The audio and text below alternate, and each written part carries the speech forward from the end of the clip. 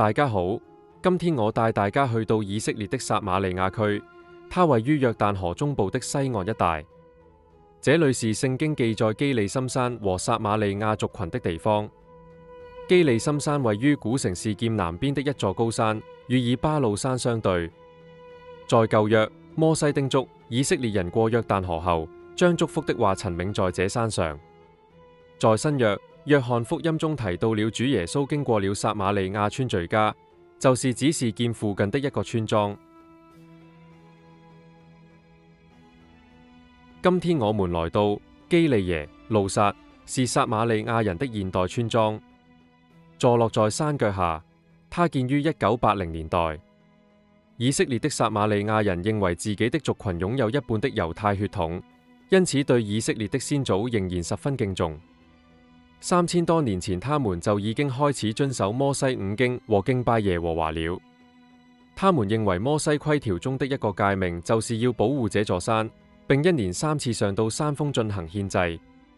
撒瑪利亞人的社區以宗教生活為中心，直到今天，有些人仍然堅持信奉猶太教，他們都能說流利的希伯來語和阿拉伯文。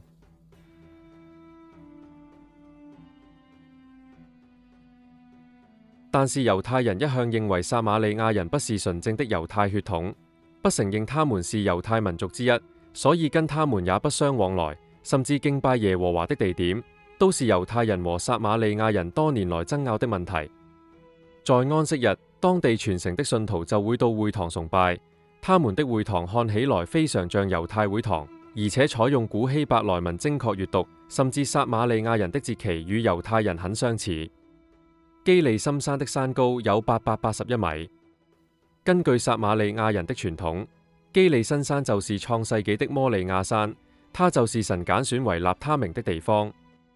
在主前的4世紀，撒瑪利亞人就在這裏建造了祭壇。雖然撒瑪利亞人一直將基利心山視為聖山，是紀念約書亞的時期和亞伯拉罕信服神和把以撒獻祭的地方，但是到了4世紀的時候，當基督教成為羅馬國教時，撒瑪利亞人被禁止上山敬拜。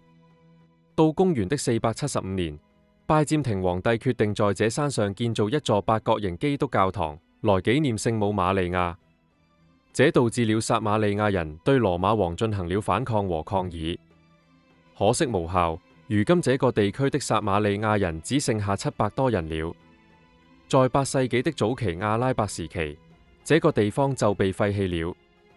直到19世紀，這裏開始被發掘，這裏有不同時期的古代遺跡。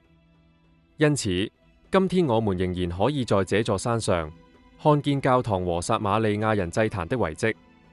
即使如此，撒瑪利亞人仍然堅持基利心山為聖山，他們世世代代在這山上敬拜和獻祭，並且登山守節期。在這裏，會不禁想起撒瑪利亞婦人的故事，也仿佛聽見主耶穌對我們說：如今敬拜不再在這山上，也不在耶路撒冷。神是個靈，所以拜他的必須用心靈和誠實來拜他。感謝你的收看，願神祝福大家。